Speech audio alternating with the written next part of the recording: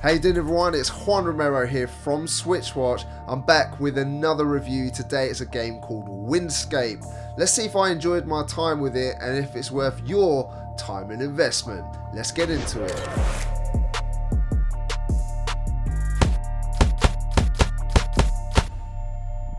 Islands are breaking apart in this world full of floating islands. You're a girl named Ida living with her parents on a farm who loves adventure and exploration and ends up on a quest to save the islands from pending doom. The story unfolds throughout the adventure by talking to many of the NPC characters that you'll meet along the way. It does draw you in as you want to know more about what's causing the problems. Each quest takes you deeper into the story, and with more exploration and adventure, more will become apparent as you discover the secrets. Without giving too much away, the story is one that's there but doesn't overburden you as the player, and instead you can take it in a bit at a time at your leisure and move forward when you're ready, which I really enjoyed. Gameplay for me though is a mixed bag when it comes to Windscape. There are parts of the game I really enjoyed and other parts where I felt the design choices led to a bit of frustration or wishing more could have been done to take the game to the next level. Let's start with the good though. In Windscape you control our protagonist Ida in a first person view, and for the most part the controls feel natural, tight and are good enough on the Switch.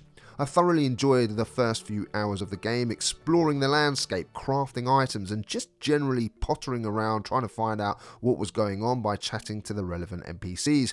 Crafting is required. When you gather certain resources, you will need to craft items for survival, and others are just there for fun. For example, having food stored up in your inventory is always handy, as you never know when you're going to run low on health, having come across many of the enemies ranging from wolves, ghosts, spiders or people.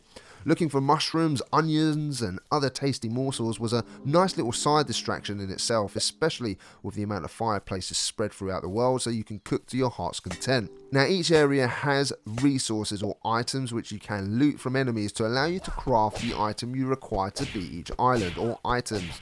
You'll need an axe to cut down pine trees as an example, so you can gather up wood which can be used to build weapons, mixing it up with other required materials such as iron. A big part of the game is using workbenches, fireplaces or mana compressors to craft your next spells, cook and forge weapons so that you're ready for this world.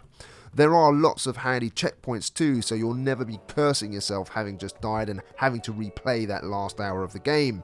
Instead of leveling up, as in most traditional games, you'll need to craft the required spells or weapons required to beat each island. By the time you reach the last island, Giovanna, you'll need that Master Fireball or Master Bolt of Ice. Each zone will require its fair share of grind too to get the required materials, but none is too taxing, and once you have the relevant stuff, you'll sort of tackle it in a breeze. The designer of the game, Dennis, made it quite clear early on that his inspirations were the Zelda series, Golden Axe Warriors and Secrets of Mana, and this is not a first-person action game or a stats-driven RPG or sandbox terraforming game. His words. It's quite clear to see that when playing the game that this is based more on exploration and adventure without time pressure, so to speak. And while I completely understand the choices made, there are of course times when action is needed, and you will come across many situations in this particular game where enemies need to be fought as well as bosses.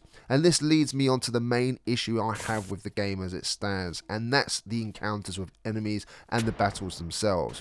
You can equip melee weapons such as a sword and shield, which are upgraded as one by the way, or choose your magical spells such as fire or ice, dependent on your style of play and what the enemies require for you to beat them. Now I personally enjoyed mixing it up, using melee or using spells from afar, dependent on any given situation, but either way spamming that attack button and running around your enemies will usually suffice, as their attacks are easy to read, buggy or just too slow.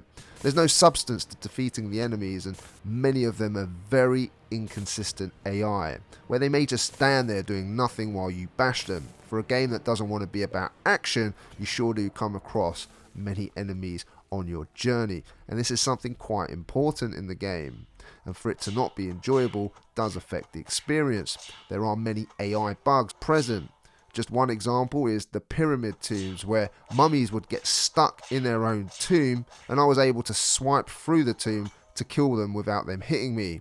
Exploring the world can be done at your own pace and leisure, and movement feels nice enough, and although to get to where you need to go you'll have to complete a number of quests, it all felt quite natural. For example, you'd have to beat 4 sub-bosses around the pyramid to get the required key to open the pyramid door. Island 2 was certainly my favourite, mixing in some nice puzzle elements, enemies, and unlocking the owl wing, which allows you to make larger jumps. It's a shame you couldn't use this power later on in the game.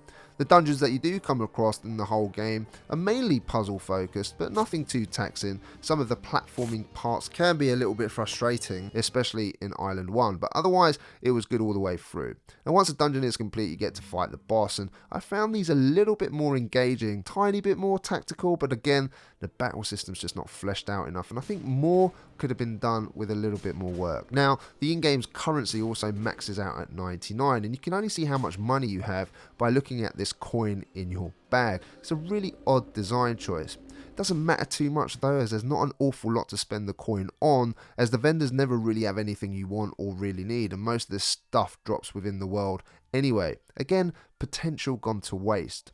That's not to say I didn't enjoy it though, but I am pointing out some of its major flaws, and even so, the game has something about it which does draw you in. It's a very calming experience, one which isn't too taxing, and if you want to chill to a game after work, for example, or relax, this could be for you. The audio design in Windscape is certainly a high point. The wonderful melodies which play throughout the worlds when exploring are absolutely fantastic and bring joy and wonderment to the player.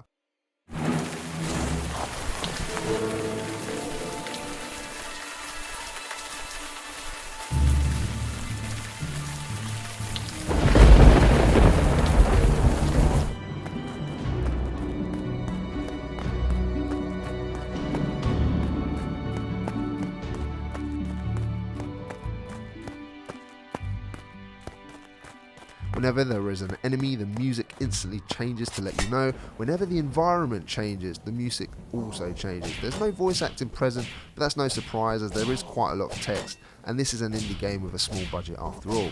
I did very much enjoy each island and zone which had its own music, and even each dungeon. A lot of work has gone in here making the atmosphere of the game, and it certainly does draw you in. The sound effects are also good.